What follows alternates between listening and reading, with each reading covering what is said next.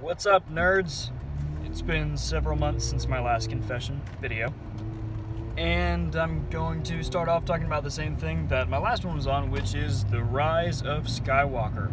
This time about the novelization that I don't even know if it's all the way come out yet or if it's just been leaked pages so far, but so far already three things that kind of negate what we saw in the movie, which usually would be fine by me, but they're bringing up more questions than before. So they're retconning this and that over and over instead of just cutting out the whole freaking sequel trilogy and just calling it a dream or something. Anyway, so in order of how they've become public knowledge of changes, number one, the Palpatine that we saw in The Rise of Skywalker was a clone, not the actual Palpatine. So that means that Palpatine, good old Sheev, as we knew him, did in fact die on the second Death Star. But there was a clone of him that I guess was just kind of waiting around and had the exact same plan in mind. Okay. First of all, I thought they kind of made a big deal that you can't really clone Force-sensitive beings, which that'll come up in another thing in a minute. But, okay, so, yay, Palpatine's dead. Just kidding, there's another one. It's a little better to me than he didn't die. Anakin still did do his thing, but it still doesn't matter because Palpatine still ends up winning afterward. But yeah, so he was a clone, which doesn't explain why he was, also old and decrepit and Force sensitive.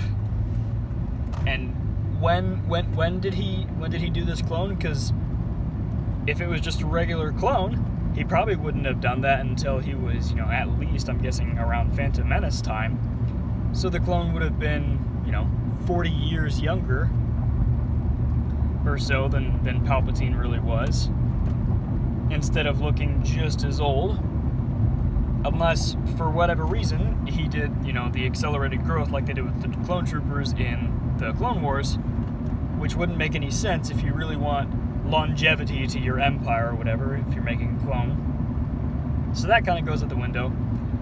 So then, and again, this will all kind of come full circle. I'm just going in order of how the knowledge comes out. So there's that comes out. Palpatine was a clone, and that opens up a whole lot of questions. The next thing that was learned isn't as groundbreaking or whatever, but still, the Reylo kiss at the end before Ben Solo dies, after Rey died and then he brought her back, was apparently not a romantic kiss, but of gratitude.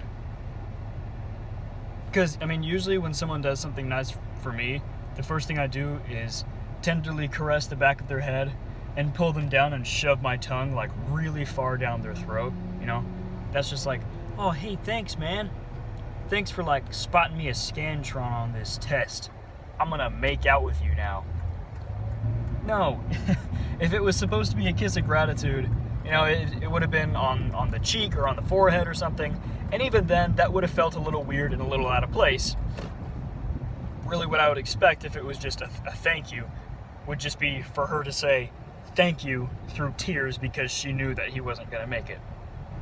And that, again, the Force healing being stupid aside, that would have been a little bit better. Thank you, Ben, for doing this for me. You're redeemed, yada, yada, yada. But nope, she's like, oh, he back? All right. But it was gratitude. Okay.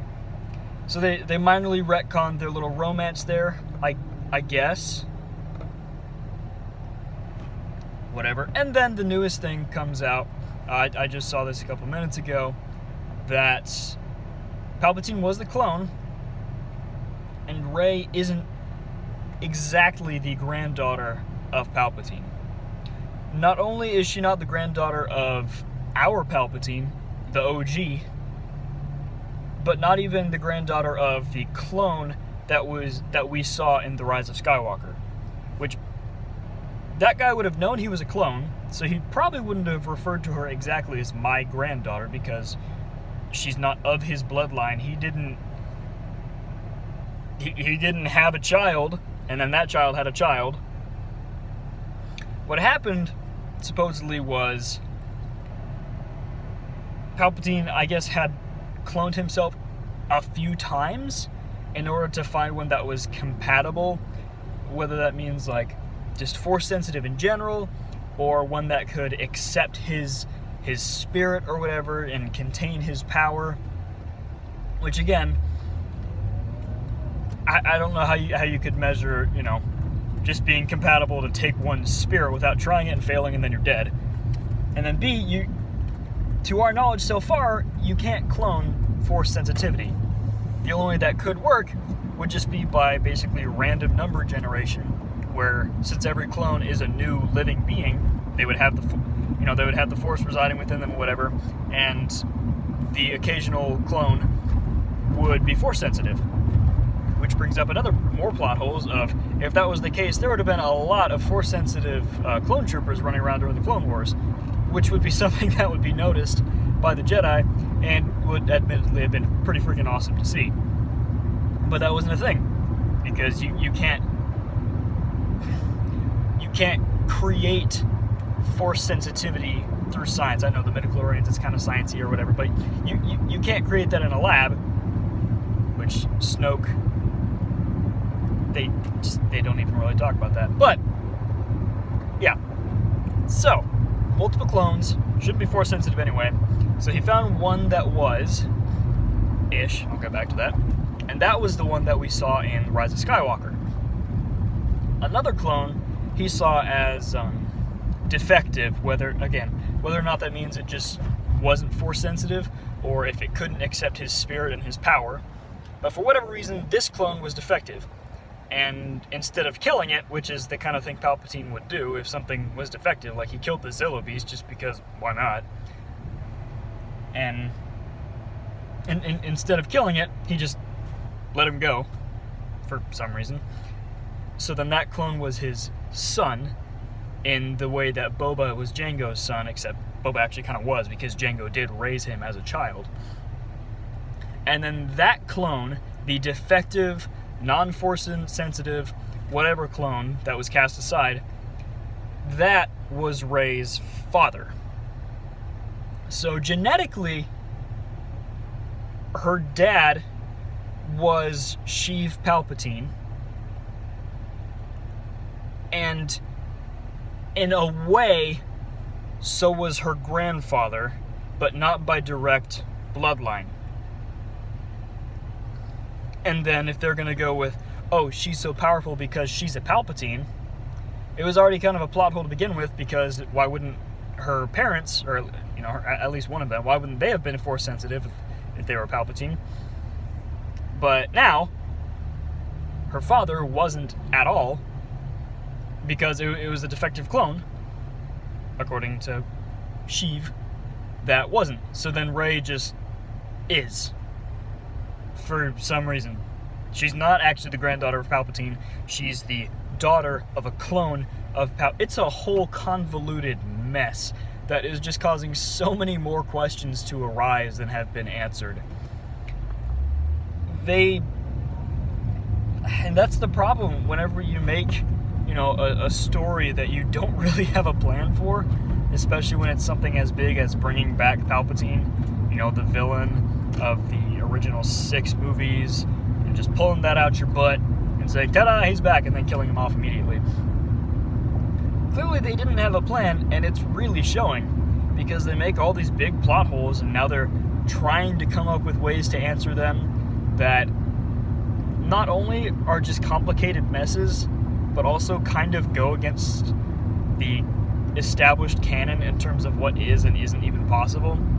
Some minor things like, new force abilities being discovered, like, after some thought, Palpatine being able to transfer his essence into another body, I'm kind of okay with that, because he was sort of a scholar of the Force, so that might be something that he could have learned, and that would have been like one of his unique things, so I can kind of get behind that. But the whole cloning thing, that's no. And then, as I was saying before, the clone of him that we saw in Rise of Skywalker, apparently the reason that it was so decrepit, partially why it was old, but mostly, you know, why he was blind and like his hands were disintegrating and stuff, was because this clone body simply couldn't contain the raw power that Palpatine had. Which, okay, you know, I can kind of get behind that because it's not what he was meant to be. But then he does that massive sky beam, knocks out an entire fleet, which is, in my opinion, by far the most powerful display of the Force that we've ever seen in Star Wars. It's just ridiculous. The same lightning that, you know, a human can withstand with, you know, not too much difficulty, was able to knock out a massive fleet of ships with little difficulty. And then he did the whole Force drain thing, which that one I don't think is a problem in and of itself as power, but those are things that we never saw Palpatine do beforehand, and they're really powerful abilities, but now his weaker clone counterpart is able to do them, despite him supposedly physically falling apart because he can't contain the raw power of Palpatine. But then he does substantially more than Palpatine ever did. Again, it's just a whole mess. They've created so many continuity errors, so many issues just flat out with this sequel trilogy that just go against, again, the canon and the movies and the story and everything that we've come to know. And now they're trying to fix it, and it's just making it more and more complicated. And I have no idea what exactly their next move is going to be, because every move they're trying to make to fix it just makes it worse, and that's saying something to make it worse. Alright, that is going to do it for me on this one. I do have another idea of something I want to talk about, kind of regarding this, over how they could kind of strike the sequels from canon, but I'm going to save that for another video, because I'm going to try and get back into things. I know I've said that before, but, you know, I was off for several months because I had a lot of other crap going on. But I'm going to try and get back into things. Maybe not daily, but relatively regularly. So I'd appreciate it if the few people that do catch these early ones as I get back on the train can, you know, like and subscribe, and even comment if you have something you want to say about it, because that'll really help me feel engaged. And that will do it for me. Catch y'all later.